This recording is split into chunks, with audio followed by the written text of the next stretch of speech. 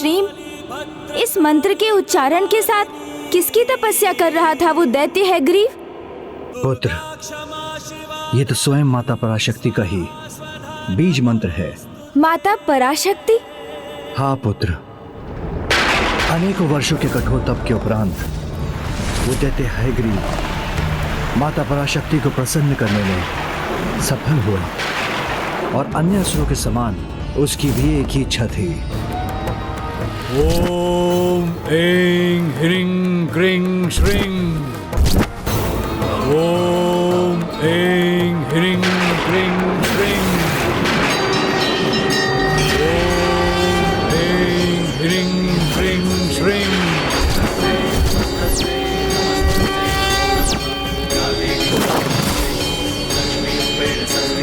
वत्स हैग्रीव, तुम्हारी तपस्या पूर्ण हुई।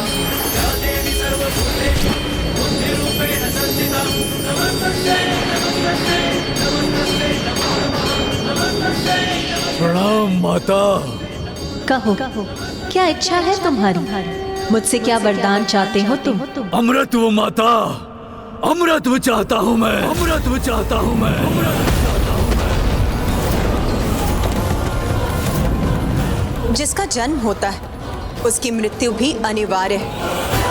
यही संसार का चक्र है जिसे भंग नहीं किया जा सकता। इसीलिए तुम मुझसे कोई अन्य वरदान मांग लो। तब हे माताओं की माता पराशक्ति, अपने इस भक्त को वरदान देने की कृपा कीजिए कि इस हैग्रीव का वध हैग्रीव के हाथों ही संभव हो। हैग्रीव के हाथों ही संभव हो। हैग्रीव के हाथों ही संभव हो।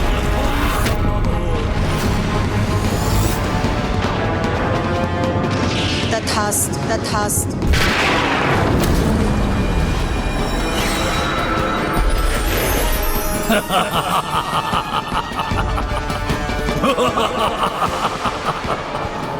जो चाहा वो पाया मैंने। अनूठा हूँ मैं जगत में, एकमात्र मैं ही हूँ जिसका शीश अश्व का है और तन मनुष्य का। अर्थात कोई नहीं है मेरे जैसा, कोई अन्य हैग्रीव नहीं है समस्त संसार में। तो मेरा वध असंभव है। अमर हो गया मैं, अब मैं अजय हूँ। समस्त संसार पर राज करूंगा मैं और मुझे कोई क्षति नहीं पहुंचा सकता, कोई नहीं। किंतु प्रभु हैग्रीव के पूर्व दैत्य हैग्रीव उत्पन्न हुआ था, जो माता पराशक्ति का वरदान पाकर तीनों लोकों पर अपना आधिपत्य स्थापित कर चुका था। किंतु उसे तो अभी भी संतोष नहीं था। उसे और शक्ति प्राप्त करने की इच्छा थी। तो फिर संसार से उसने उन्हें छीन लिया जिनके लुप्त होने का अर्थ है अज्ञानता के अंधकार का विस्तार।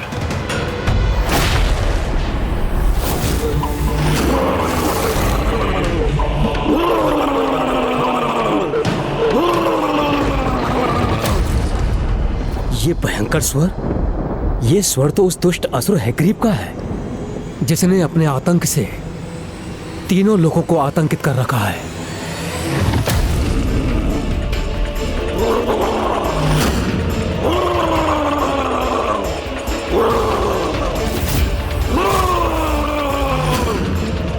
अवश्य ये किसी बुरे आशय से यहां आ रहा है।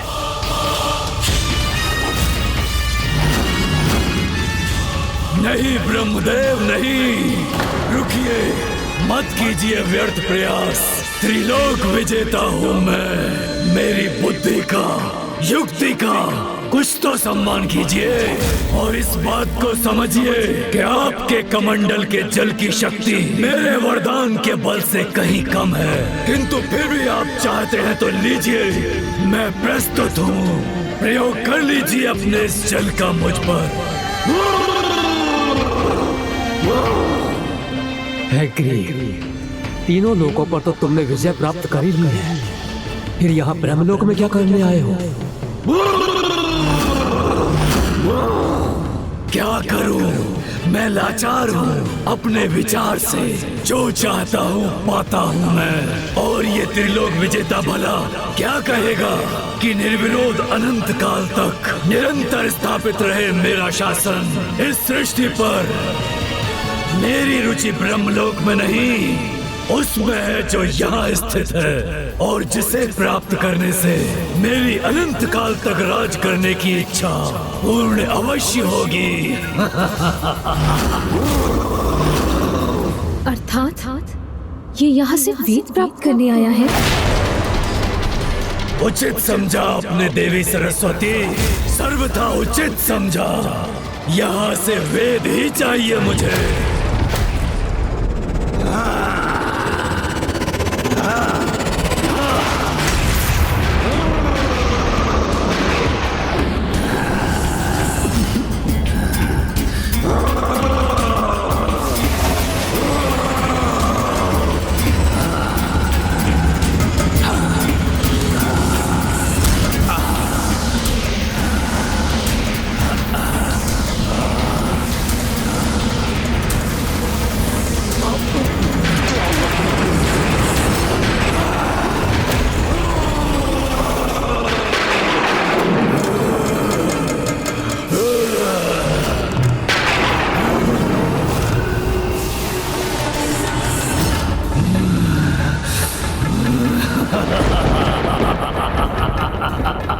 स्वामी, इस दुष्ट ने क्या किया ये?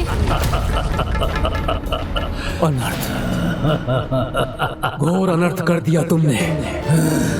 वेद जो समस्त ज्ञान के स्रोत हैं, जो स्वयं माता पराशक्ति से मुझे सृष्टि के सृजन हेतु प्राप्त हुए थे, उन्हें तुमने छीन लिया, अपने में समाहित कर लिया। हैग्रीव, वेद मुझे वापस लौटा दो, उन्हें अपने साथ ले जाने का विचार त्याग दो। हैग्रीव। ब्रह्मदेव, मैंने कहा ना, मैं लाचार हूँ अपने विचार से।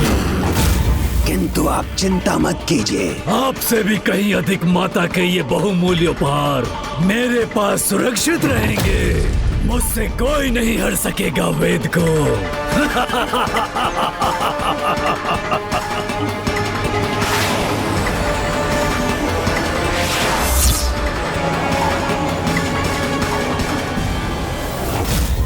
दैत्य हैग्रीव ने वेदों को ही अपना बंधक बना लिया। तब तो संसार ज्ञान रहित हो गया होगा, यज्ञ आदि थम गए होंगे। ऋषि मुनि जो ज्ञान सरिता में डूबे रहने के अभ्यस्त होते हैं, वो अज्ञानता के अंधकार से घिर गए होंगे। हाँ पुत्र, यही तो आशय था दैत्य हैग्रीव का। एक प्रकार से वेद पर अधिकार कर उसने अज्ञानता और अधर्म का ऐसा विस्तार सुनिश्चित किया कि सृष्टि उसके प्रभाव से मुक्त ही न हो सके। और तब ब्रह्मदेव और देवताओं के पास एक ही विकल्प था, सृष्टि के पालनकर्ता श्री हरि नारायण।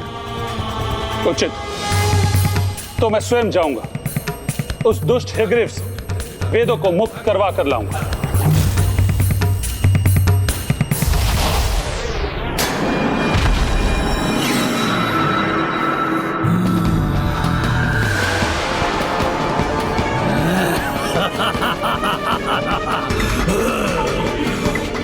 सत्य हुआ मेरा विचार।